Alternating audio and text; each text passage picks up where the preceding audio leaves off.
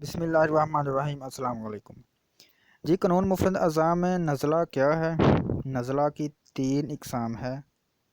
نزلہ کی اقسام کتنی ہیں؟ نزلہ حقیقت میں کیا ہے؟ اس کا اصول علاج کیا ہے؟ قانون مفرد اعضاء کے بالکل عین مطابق انشاءاللہ آپ کو بتایا جائے گا، جو کہ حقیقت پر مبنی ہے۔ تو سماعت فرمائیں۔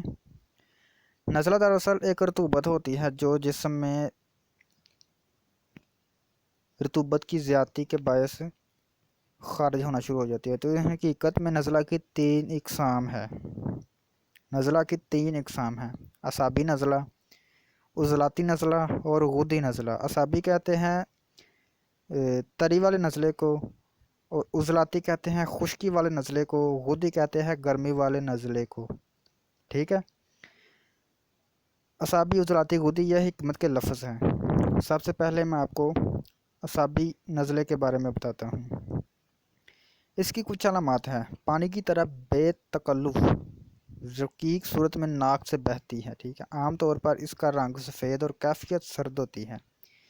اسے عام طور پر نزلہ کہتے ہیں۔ یہ دماغ و اعصاب کے فعال کی تیزی کا اثر ہوتی ہے۔ ٹھیک ہے۔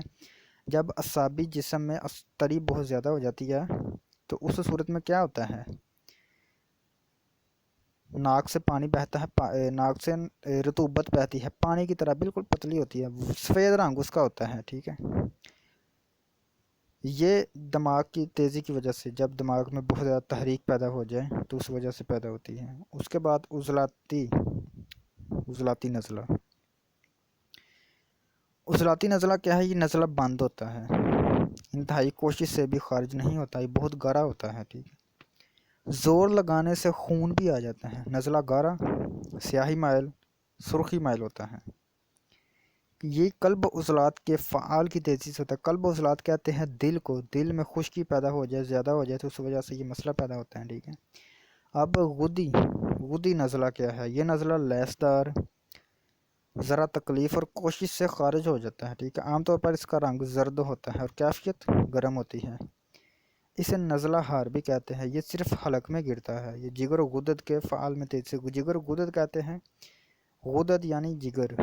تو اب اس کا میں علاج بتا دیتا ہوں آپ کو۔ اعصاب میں اگر تحریک پیدا ہو جائے، میرے صابر ملتانی رحمتلھ نے بیان فرمایا ہے کہ اعصاب کو عضلات سے، عضلات کو غد سے اور غد کو اعصاب سے ختم کرنا ہے۔ یعنی سادہ الفاظ میں اگر جسم میں تری زیادہ ہو جائے، تری کو خشکی سے، خشکی کو گرمی سے اور گرمی کو تری سے ختم کرنا ہے۔ ٹھیک ہے۔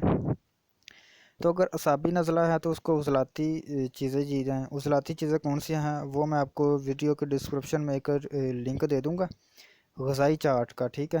تو وہاں سے آپ نے عضلاتی، اعصابی اور عضلاتی غدی چیزیں غذائیں کھانی ہیں۔ اعصابی، عضلاتی اور اعصابی غدی غذائیں بالکل ترک کر دینی ہے، نہیں کھانی۔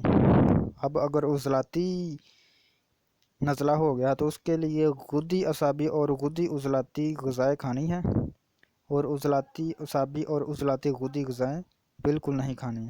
اس کے علاوہ اگر جسم میں غدی نزلہ ہے تو اس کے لیے آپ نے اعصابی، عضلاتی اور اعصابی غدی غذائیں کھانی ہیں۔